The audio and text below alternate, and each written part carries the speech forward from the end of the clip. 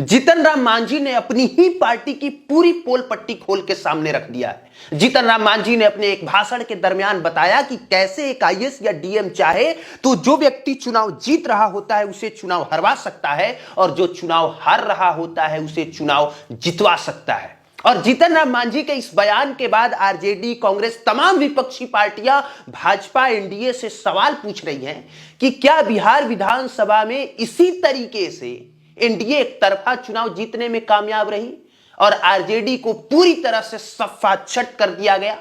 जीतन राम मांझी ने क्या कुछ कहा है, सबसे पहले इस बयान को आप सुनिए। एक सीट गलती से हार गलन, अगर हमरा वो कहतन हल जैसे 2020 में कहलन हल कि हम हार रही है कोई उपाय, उस समय 2700 वोट से हारे खलन, हम प्रयास के लिए जीत गलन। इस साल वो मात्र 1600 वोट से हार रहा। दुर्भाग्य हमर है, उनका का दिमाग हो गई, हमरा से बात न कैलन और सीधे मैदान छोड़ के भाग गए।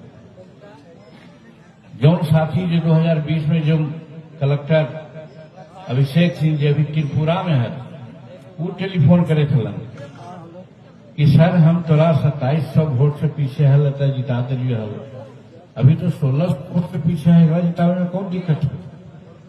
हमू माथा ठोकली कि हमारा पास अगर जानकारी हुआ था तब ना, तो चल गया घर है।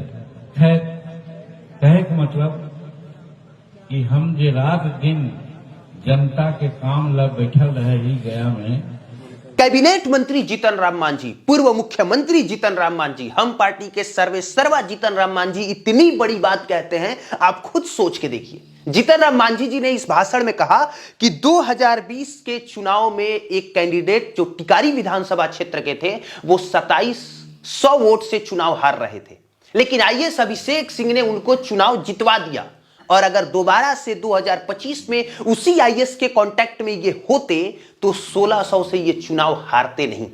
मतलब अगर एक आईएएस चाहे तो 1500, 1600, 2500, 3000 वोट को कैसे इधर से उधर कर सकता है, ये सब कुछ जीतन राम मांझी ने या तो ईमानदारी में बताया, नशे की हालत में बताया, या फिर वो कुछ भी बोल देते हैं इस तरीके से बताया, चाहे कारण जो कुछ भी रहा हो। जीतन राम मांझी का जब ये बयान वायरल हुआ, चर्चा में आया, न्यूज चैनलों में ये खबरें छपी, विपक्षी पार्टियों ने जब इसे मुद्दा बनाया तो जीतन राम मांझी ने एक्स पर लिखा कि मेरे एक वीडियो के साथ छेड़छाड़ कर वायरल करने वाले कुछ लोगों को लगता है कि मुसहर के लाल को बदनाम कर देंगे। ऐसे लोगों को मैं बता देना चाहता हूं कि अब मुसहर के बेटे को कोई ना तो अपमानित कर सकता है, ना ही बेवकूफ बना सकता है।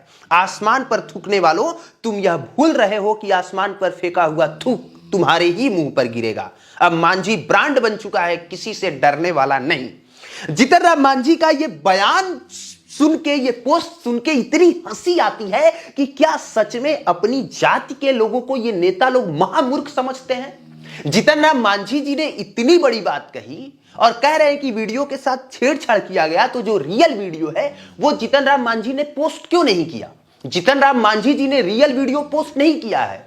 हाँ, अपनी जाति बता दी है। जाति पहले शोषित थी, अब ब्रांड बन चुका है। मतलब सारा विक्टिम कार्ड खेल रहे हैं, जाति का कार्ड खेल रहे हैं। उनके साथ अभी भी अन्याय हो रहा है, जबकि आज की तारीख में जीतन राम मांझी कैबिनेट मंत्री हैं, उनका पूरा परिवार आज की तारीख में सांसद बन चुका है।